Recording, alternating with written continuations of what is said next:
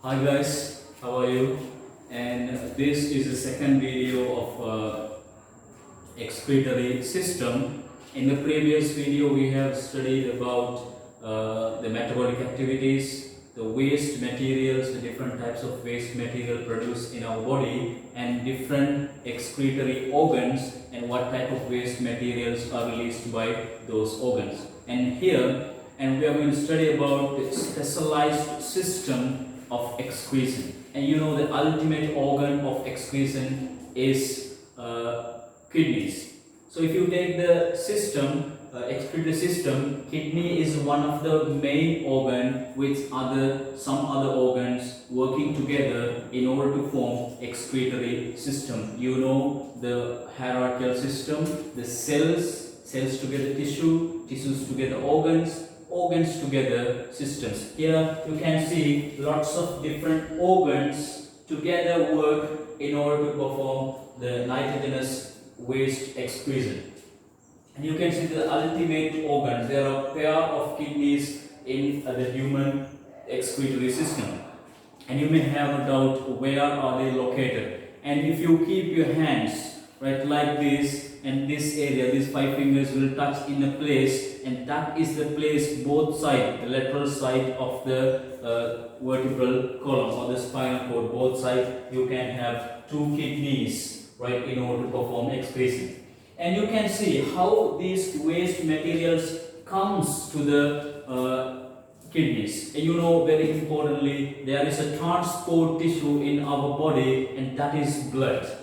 And whatever the materials required for the tissues or the cells will be taken by the blood, and at the same time, while they supply the required materials, the cells or tissues will release the unwanted excretory materials from that tissue or cell into the blood. So all the waste materials produced in different parts of the body will be available in blood.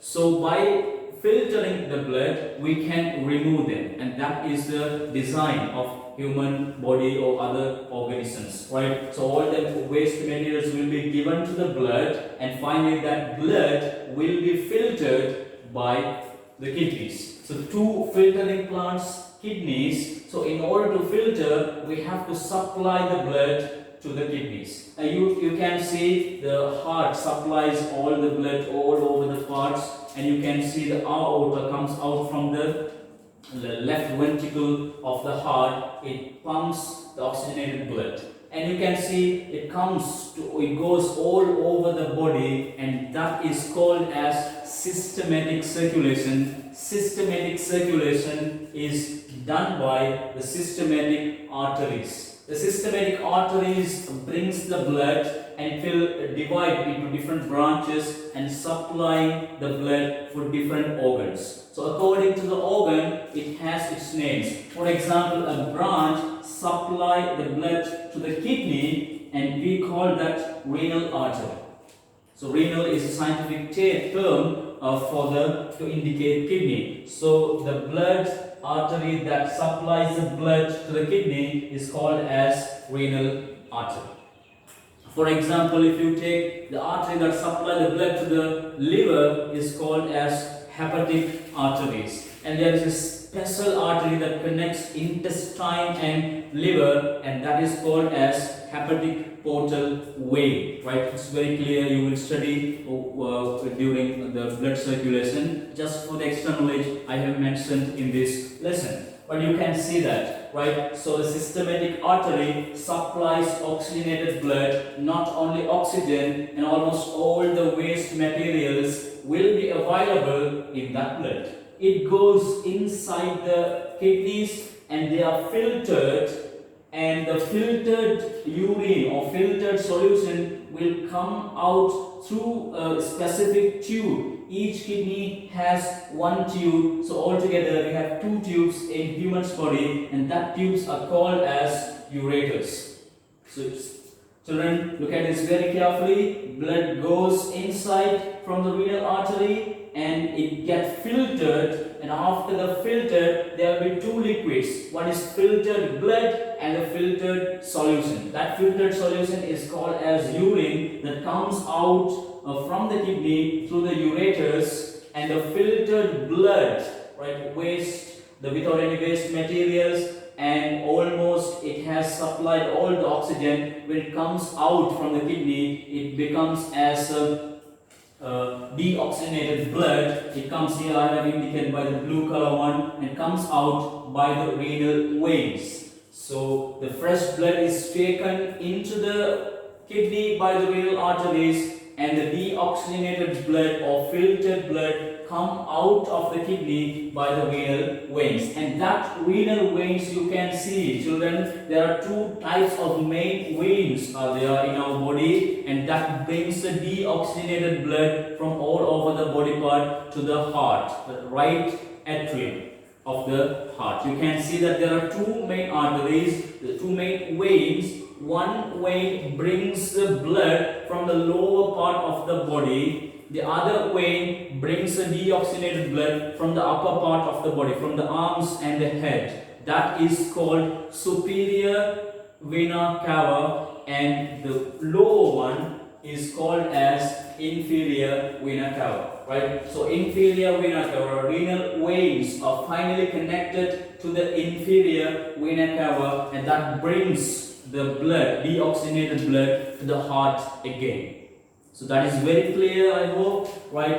The blood with waste materials comes through the systematic artery and divide into the renal artery, and renal artery supplies the blood into the kidney and get filtered. The filtered urine comes out from the kidney by the ureters, and the filtered blood comes out by the renal veins, and that finally that renal veins connected to inferior vena cava. And this is how the urine is produced in both kidneys, and finally through the ureters from each kidney comes to the urinary bladder.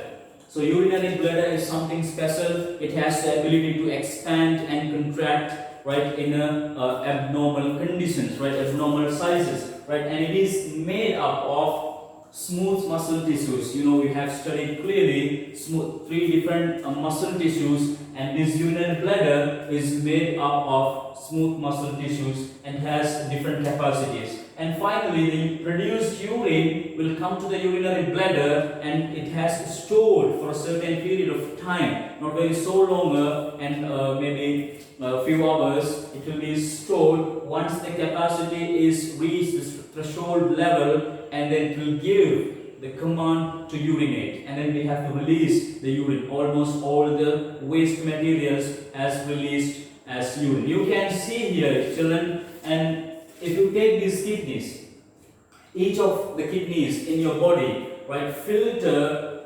120 milliliter of blood in 1 minute. You can see the 120 milliliter of that filtrate will be produced in 1 minute inside one kidney. But you will study what will happen to that much of liquid later in different process that undergoes in the urine formation.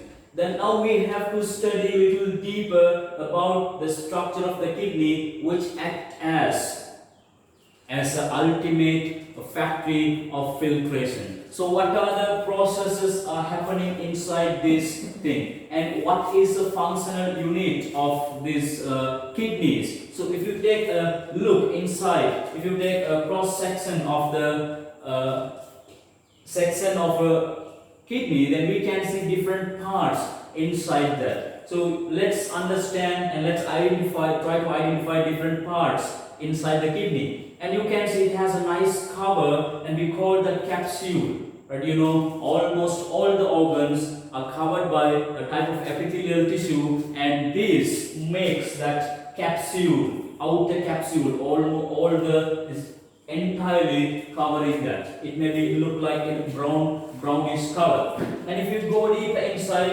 a type of tissue called cortex, you can see in a less light color tissues inside that called cortex. And if you go inside, you can see the pyramids. Renal pyramids are available, and that is the ultimate place where the filtration happens. So if you go deeper, look deeper into the renal pyramids, and there you can find a microscopic structure which is known as nephrons. Right, again tell you, right, a microscopic structure inside the pyramid, and that is known as nephrons. So nephron is a smaller structural and functional unit of kidneys, and that performs filtration. Right, it is a microscopic structure. Again, let me stress that it's a microscopic structure. You can find about 1 million nephrons in each kidneys. Right, one kidney has 1 million nephrons. That is a smaller part, gives structure to the entire kidney, and at the same time it is the functional unit of kidney. That is the place where the blood is filtered. And you can see, once the blood is filtered, the filtered blood go through the renal veins.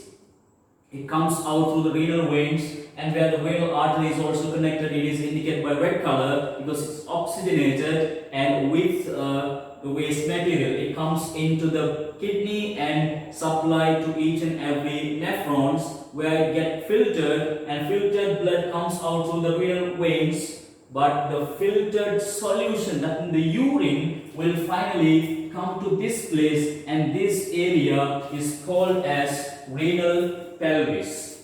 The place where the urine is collected in the kidney is called as renal pelvis, where the ureters are fixed. Right, that is the place the ureter is fixed to that. So once the urine is formed and it is taken by the ureter, you know where the ureter is going. It goes to the bladder. So children, this is the structure of the kidney and the entire system and kidney. And in the next lesson, we go into the different processes, 3 different processes that involve in forming the urine and releasing. Then we check about the structure of nephrons. Until then, bye from you.